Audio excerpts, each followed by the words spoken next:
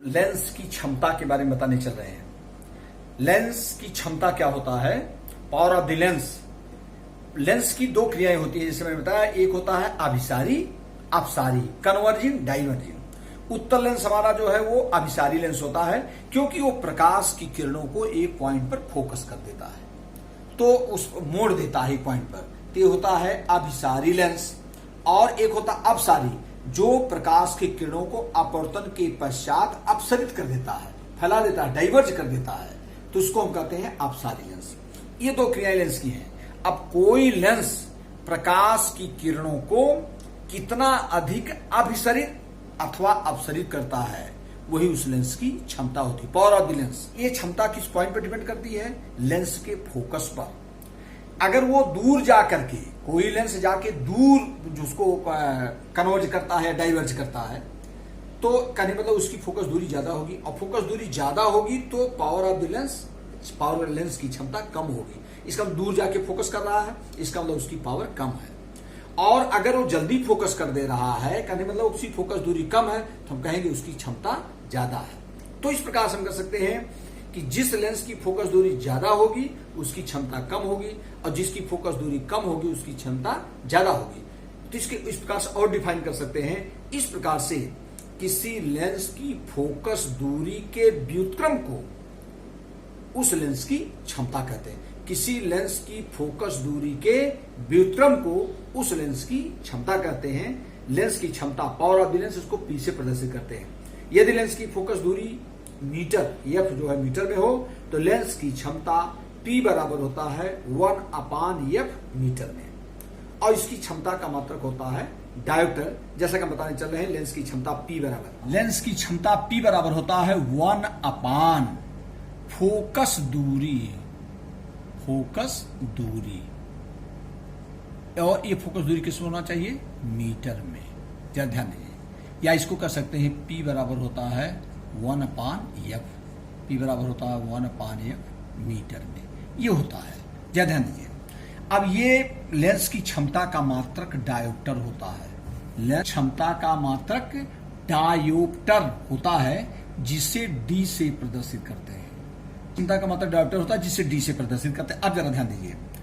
यदि अच्छा, अगर F का मान 1 मीटर मान लें, यदि F बराबर मान लें 1 मीटर, यदि F बराबर 1 मीटर, मतलब लेंस की फोकस दूरी कितना हो? 1 मीटर हो, तो P बराबर हो जाएगा, तो P बराबर हो जाएगा 1 डायोप्टर, 1 डायोप्टर। अब जरा ध्यान दीजिए, यही एक डायोप्टर की परिभाषा भी डिफाइन भी कर सकते हो।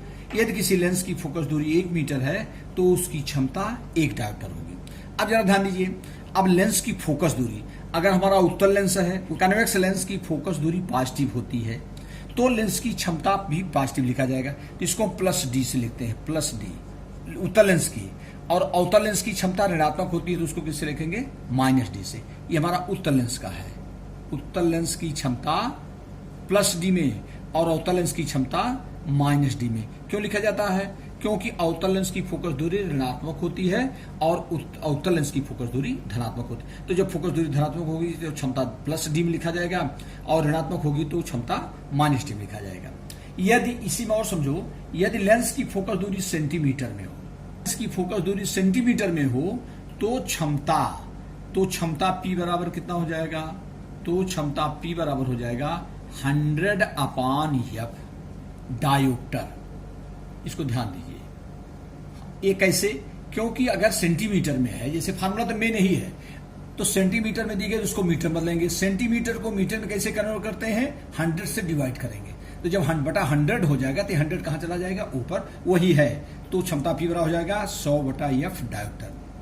अब जैसे, और यदि क्षमता दी गई हो, पहले इसी को देखो। जैसे एक उत्तल लेंस है जिसकी फोकस दूरी 20 सेंटीमीटर है, छोटा सा एग्जाम्पल, उत्तल लेंस है, उसकी फोकस दूरी 20 सेंटीमीटर, उसकी क्षमता क्या होगी? तो 100/20, माने 100 में ही भाग देंगे, 100/20, तो 100 में 20 भाग दोगे आ जाएगा 5 +5D, तो उसकी क्षमता कितना हो जाएगा?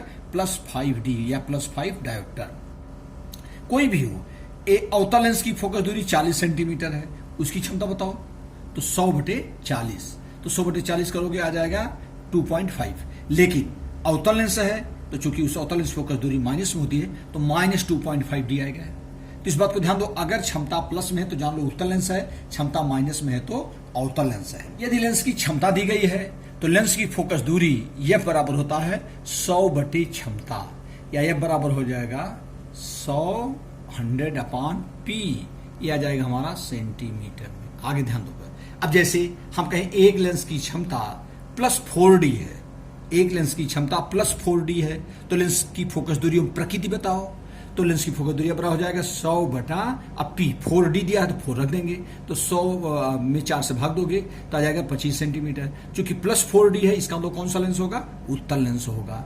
और अगर कह दिया जाए एक लेंस की क्षमता माइनस 2D है, उसकी फोकस दूरी, लेंस की फोकस दूरी एवं उसकी प्रकृति बताओ। प्रकृति मतलब होता है को अवतल लेंस होगा कि अवतल लेंस होगा। तो जरा ध्यान दो, तो 100 बटे -2 करेंगे तो आ जाएगा -50 सेंटीमीटर। तो -50 सेंटीमीटर मतलब वो अवतल लेंस है। तो इस प्रकार से अगर फोकस दूरी दी गई है, क्षमता पूछे सेंटीमीटर में, जनरल लेंस की फोकस दूरी सेंटीमीटर में दी रहती है, तो 100 बटा F, और अगर मान लीजिए क्षमता दी गई, फोकस दूरी पूछे तो 100 बटे क्षमता, 100 बटे P सेंटीमीटर, इस प्रकार से।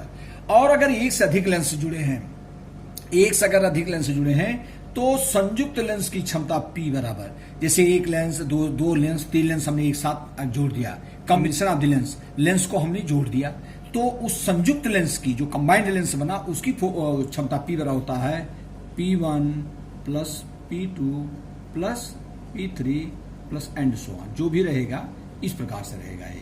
ये है संयुक्त लेंस की क्षमता, और ये हमारा है लेंस की क्षमता का एक फार्मूला। इसको समझो, और न्यूमेरिकल जो पॉइंट ऑफ व्यू से बताया, ये जो हमारा है, और ये जरा ध्यान दो, ये जो हमारा फोकस दूरी दी रहे तो क्षमता कैसे ज्ञात करेंगे, और क्षमता दी गई फोकस दूरी कैसे ज्ञात। और अगर एक से अधिक लेंस है तो संयुक्त लेंस की जो ज्वाइंट लेंस है उसकी फोकस दूरी P इक्वल टू हो जाएगा P1 plus P2 plus P3।